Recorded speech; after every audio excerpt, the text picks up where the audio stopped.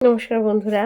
আমি বেশ কিছুদিন আগে একটি ভিডিওতে বলেছিলাম বাচ্চাদের 9 গোল্ডেন মিনিটস নিয়ে কথা বলব। তো সাইকোলজিক্যালি বাচ্চাদের দিনের টোটাল 9 মিনিট সময় আছে, যেটা 3 ভাগে বিভক্ত, 3 মিনিট 3 মিনিট 3 মিনিট করে।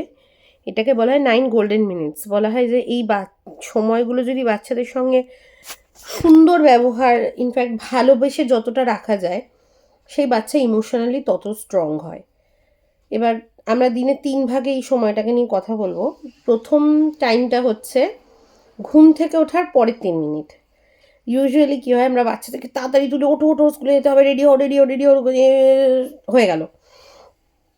এতে কি হয়, যখন দেখবেন আমরা নিজেরাও ঘুমোচ্ছি, ঘুম থেকে উঠে 2 মিনিট বুঝতে পারি না হচ্ছেটা কি, দিন না রাত, না আমি ঘুমের মধ্যে উঠেছি না কি, আমাদের বুঝতে একটু সময় লাগে। ওদের ক্ষেত্রেও সেম।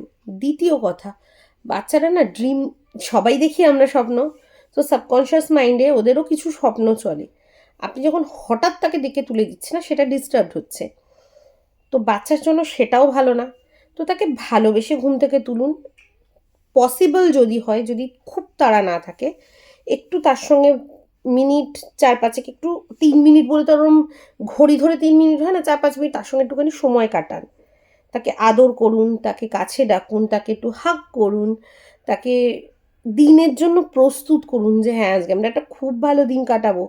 বেসিক্যালি তাকে এটা বোঝানো যে আজকে আমরা চেষ্টা করবো যাতে আমাদের দিনটা ভালো যায়। মানসিকভাবে বাচ্চাকে প্রস্তুত করানোর জন্য এই টাইমটা ভীষণ ইম্পর্ট্যান্ট। এবার দ্বিতীয় টাইমটা আসি। দ্বিতীয় টাইমটা হলো স্কুল থেকে ফেরার পরে। আমি 90% পেরেন্টসদের দেখেছি, বাচ্চা স্কুল থেকে বেরোনো মাত্র, ইভেন প্লে স্কুলেও দেখেছি, বাচ্চা স্কুল থেকে বেরোনোর সঙ্গে সঙ্গে তাকে চেপে ধরে, কতটা লিখেছো, কতটা পড়া বলেছো, কতটা পড়তে পারোনি, কতটা লিখতে পারোনি, কেন লিখতে পারোনি। পজ। আপনি যখন কোনো কাজে লং টাইম ধরে কোনো ইম্পর্টেন্ট কাজ করছেন, ধরে নিন, সেই কাজটা যখন আপনি শেষ করেন, সেই সময় বাচ্চা ধরে নিন আপনাকে বললো চলুন খেলতে, আপনারা কি বলেন যে না বাবা আমি টায়ার্ড হয়ে গেছি, আমাকে 2 মিনিট টাইম দাও, একটু রেস্ট হয়নি, আমার একটু মাথাটা খারাপ হয়ে আছে, আমাকে একটু শান্ত হতে সময় দাও। ওদের জন্য সেম। স্কুল কিন্তু একটা যুদ্ধক্ষেত্র থেকে কম কিছু না। সেখানে সারাদিন সে কীভাবে কাটিয়েছে, তার আপস অ্যান্ড ডাউনস কী কী গেছে না গেছে, আপনারা কিচ্ছু জানেন না। তো স্কুল থেকে বেরোনোর সঙ্গে সঙ্গেই তাকে চেপে ধরা মানে, তাকে, ও তো একটা কমফর্ট জোনে ফেরত এলো যে আমি আমার মায়ের কাছে ফেরত এসেছি, বাবার কাছে এসেছি। ওকে ওই টাইমটা একটু ছেড়ে দিন। 1 ঘন্টা 2 ঘন্টা একটু ছেড়ে দিন। 3 মিনিট বলে ওরকম মেপে ধরে 3 মিনিট হয় না। 3 মিনিট প্রথমে তার সঙ্গে হেসে কথা বলুন। যেন সে কোনো, তাকে ওয়েলকাম করা বেসিক্যালি। স্কুল থেকে ফেরত এসছে মানে তাকে ওয়েলকাম করুন। তাকে হেসে মুখে জিজ্ঞেস করুন যে তার দিন কেমন কাটলো, সে কতটা মজা করলো, কী কী আনন্দ করলো। নিখাদ আনন্দের বিষয়ে কথা বলুন। এবার এটা নিয়েও আমার একটা ছোট্ট বক্তব্য আছে, সেটা শেষ করে নিই, তারপর আমি বলছি। প্রথম কথা এইটা তো বলবেন। তৃতীয় টাইমটা হচ্ছে ঘুমোতে যাওয়ার আগের 3 মিনিট। এবার ইউজুয়ালি অনেক ক্ষেত্রে হয় কি, বাচ্চাদের আমরা বকে ঝোঁকে ঘুম পাড়াতে পাঠাই, ঘুমিয়ে পড়ো, তাড়াতাড়ি ঘুমো, কালকে তাড়াতাড়ি উঠতে হবে। এই টেনশন যত দিয়ে তাকে ঘুমাতে পাঠাবেন, এটাও আপনারা জানেন নিশ্চয়ই যে আমরা লাস্ট যে ভাবনা চিন্তাটা মাথায় নিয়ে ঘুমাই, ঘুমের থেকে ওঠা মাত্রই সেটা আমাদের মাথায় ক্লিক করে। তো আপনি যদি বাচ্চাকে টেনশন দিয়ে ঘুম পাড়াতে পাঠান, বাচ্চা সেই টেনশনটা নিয়ে ঘুম থেকে কিন্তু উঠবে, সেটা তার কোনো কাজে লাগবে না।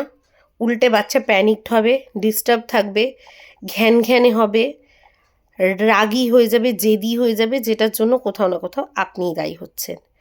তো চেষ্টা করুন বাচ্চাকে যা বলানো বোঝার করে দিয়ে ঘুমোতে যাওয়ার আগেরও কিছুটা সময় তার সঙ্গে নিখাদ আনন্দ করে, তাকে আদর করে ভালোবেসে ঘুম পাড়াতে পাঠান। সে যেন দিনটা শেষ যেন করে যে না, আমি যেখানে আছি এটা আমার শান্তির জায়গা, এটা আমার শান্তির জায়গা, আমি এখানে আছি, তো এটা আমার, এখানে আমি সব থেকে বেশি সেফ। তাহলে সেই এই দিনের এই 3টে মুহূর্ত, ঘুম থেকে ওঠার পরে, স্কুল থেকে ফেরত আসার পরে, আর ঘুমোতে যাওয়ার আগে। এবার আরেকটা প্রশ্ন আসতে পারে এখানে, যে বাচ্চারা স্কুলে যায় না, তো এখানে আরেকটি প্রসঙ্গ উঠছে যে এটা শুধু যে স্কুলে যাওয়া বাচ্চাদের ক্ষেত্রেও এটা প্রযোজ্য, স্কুলে না যাওয়া বাচ্চাদের ক্ষেত্রেও প্রযোজ্য। তারা যখন স্কুলে যাচ্ছে না, সে ধরুন কোনো একটা ছোটো কাজ করলো বাড়িতে, তাকে অ্যাপ্রিসিয়েট করুন। যত তাকে প্রেজ করবেন, সে তো পরের কাজটা করার জন্য আরও আগ্রহী হবে যে না আমাকে এটার জন্য মা ভালো বলেছে, এটার জন্য বাবা ভালো বলেছে, তাহলে আমি আরও ভালো করি। আপনি হয়তো আপনার জন্য কাজটা হয়তো ভীষণ ইজি, এখান থেকে একটা মগ তুলে ওখানে রেখে দিয়েছে, আপনি তাতেও তাকে অ্যাপ্রিসিয়েট করুন, কারণ আপনার জন্য ব্যাপারটা ইজি, তার জন্য নয়। সে কিন্তু শিখছে এগুলো। তো যে বাচ্চা স্কুলে যায় না তাকে সারাদিনই চেষ্টা করুন প্রত্যেকটা তার ডিফিকাল্ট কাজ যেগুলো সে করে দেখাচ্ছে, পারফর্ম করছে, তারপর তাকে প্রেজ করা। সে ঠিক করুক, ভুল করুক, ভুলভাল করুক, যাই করুক, তাকে আগে বাহবা দিন।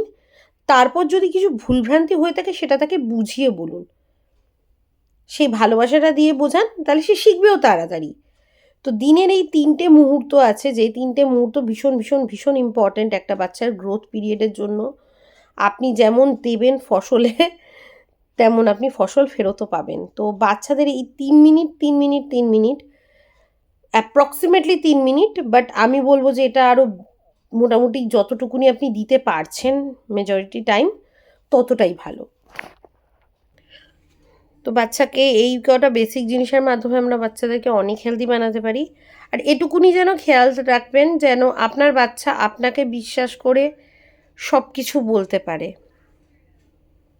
কি রিসেন্টলি এই ঘটনাটি তো নিশ্চয়ই দেখেছেন, আমি বলছি না, আমার ভালো লাগে না এই ধরনের ঘটনা নিয়ে আলোচনা করতে।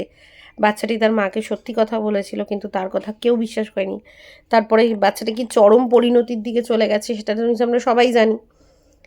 এরম ঘটনা কারোর সঙ্গে যেন না ঘটে, একটুও না ঘটে।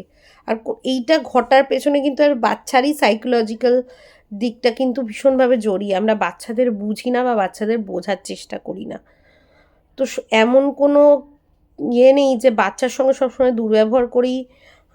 আমি এটা নিয়ে আরেকটি নেক্সট এপিসোড বানাবো, যেটার মধ্যে আমি বাচ্চার সঙ্গে ব্যবহার করা নিয়ে কিছু জিনিস বোঝাতে চাই, যে শাসন করা আর দুর্ব্যবহার করা কিন্তু এক জিনিস নয়।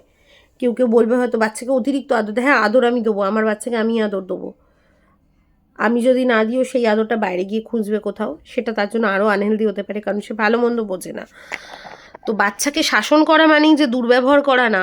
একজন আছে না ভীষণ প্রমোট করে, আমি দেখেছি আমাদের টাইমে বাবা মার হাতে লাঠি ছিল, এখনকার দিনে হ্যাঁ লাঠি যেমন ছিল তেমন অনেক অকারণে আপনি হয়তো মার বা ঠ্যাঙানি খেয়েছেন, বা কখনো এমনও হয়েছে আমাদের বাবা মাদের সঙ্গে আমাদের রিলেশনশিপটা দেখবেন ভীষণ ওপর আমাদের সঙ্গে আমাদের বাবা মাদের সম্পর্কটা বেশি ডিপ না। তারা আমাদের সঙ্গে কজন আমাদের বলতে পারি আমরা যে আমাদের বাবা মারা আমাদের মেন্টাল হেলথ নিয়ে কথা বলেছে। আমাদের বাবা মারা ভীষণ ভালো, আমি তাদের খারাপ বলছি না, কিন্তু আমাদের বাবা মারা ওপর অনেক কিছু হয়তো শাসন করেছেন, কিন্তু ডিপ ভেতরে ঢোকেননি। আর আপনি খেয়াল করে দেখবেন যারা আজকালকার দিনের মানুষদেরকে নিয়ে নিন্দে করেন, এখন বর্তমান টাইমে যে ক্রাইম বলুন বা খারাপ জিনিসগুলো হচ্ছে, তারা যারা করছে তারা কিন্তু এই জেনারেশনেরই পেরেন্টিংয়ের ফল। তো এই জেনারেশনের পেরেন্টিংয়ের ডিপ্রেশনটা যারা কাটিয়ে উঠতে পেরেছে, হয় তারা ভীষণ ভালো পারফর্ম করছে, যারা কাটিয়ে উঠতে পারেনি হয় ডিপ্রেশনে গিয়ে খুব খারাপ একটা ফেজে চলে গেছে, যারা সামলাতে পেরেছে তারা এগিয়ে চলেছে, আর যারা সেটাকে হ্যান্ডেল করতে পারেনি তারা কিন্তু অনেক খারাপ দিকেও চলে গেছে।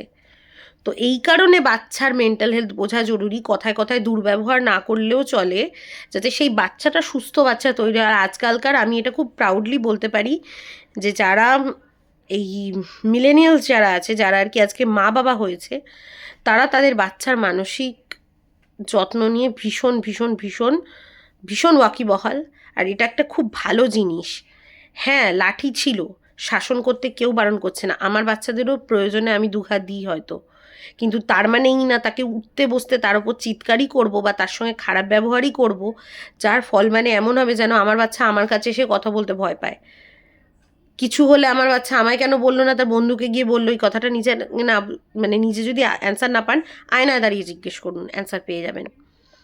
এই কারণে এই জিনিসগুলো ভীষণ ইম্পর্টেন্ট। আজকালকার এই মেন্টাল হেলথ নিয়ে না অনেকে খিল্লি করে, এইটার তো দরকার নেই, আমাদের বাবা মারা ঠ্যাঙাতো, আমরা ভালো হইনি। হ্যাঁ তুমি হয়েছো বলে বলছো, সমাজে অনেক খারাপ ফলও অনেক ঘুরে বেড়াচ্ছে, তারা তো নিজেদের প্রমোট করে না, ওই জন্য তাদের খারাপটা চোখে পড়ে না, কিন্তু নিন্দে সবাই করি আমরা। আমি পরের দিনে আমি চেষ্টা করবো এটা নিয়ে করতে, যে বাচ্চাদের সঙ্গে বোঝানো মানেই তাদেরকে শাসন করা মানেই যে দুর্ব্যবহার করা না, এটাও একটা দিক।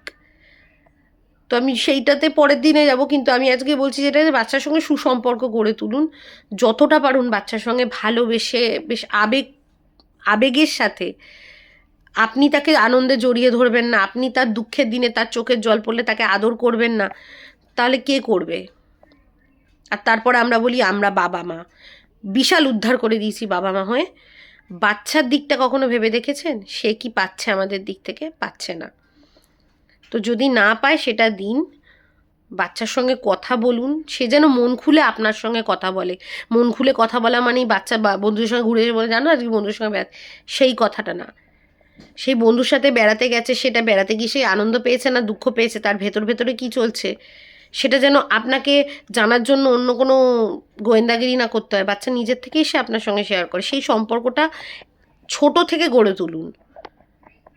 বাচ্চাকে অনেক আদর দিন, যেটা আদর বলতে আমি বলছি না বাঁদর করার আদরটা, আদর বলতে আমি বলতে চাইছি আবেগ দিন বাচ্চাকে। আপনি যত আবেগ দেবেন বাচ্চার ভেতর সেই আবেগটা থাকবে। আর যদি কেউ 90s কোনো বাচ্চা যদি খুব আবেগপ্রণীত হয়, আর সেটার ফুটেজ অনেক ক্ষেত্রে না আমি দেখেছি, অনেক ক্ষেত্রে মানে সে ভীষণ টক্সিক প্যারেন্টিং থেকে হয়তো বেরিয়ে এসছে, এবং সেই জিনিসটা ঝেলতে ঝেলতে হয়তো সে খুব নরম মানুষ হয়ে গেছে। তার মানে এই না যে তার প্যারেন্টিংও ঠিক হয়েছে, তার প্যারেন্টিং টক্সিকই ছিল, এবং তার জন্য সে যখন তার আউটকামটা কোনো কারণবশত ভালো হয়ে গেছে। অনেক বাবা মারা না আমার বাচ্চা এই করে দেখিয়েছে, আমার বাচ্চা এরম করে না, ওরম করে না, করে না কোনো কারণ করে না। আর আপনি করাতে পারেননি সেটা, সেটা সে করছে তার আবেগের থেকে। তো বাচ্চাকে ভালোবাসুন, আদর করুন, অনেক যত্ন নিন। এই বিষয়ে কথা বলতে আর মধ্যে শেষ হয় না। আমি নেক্সট দিনকে চেষ্টা করবো বাচ্চাদের সঙ্গে এই শাসন ব্যাপারটা নিয়ে আলোচনা করার চেষ্টা করব। ভালো থাকবেন।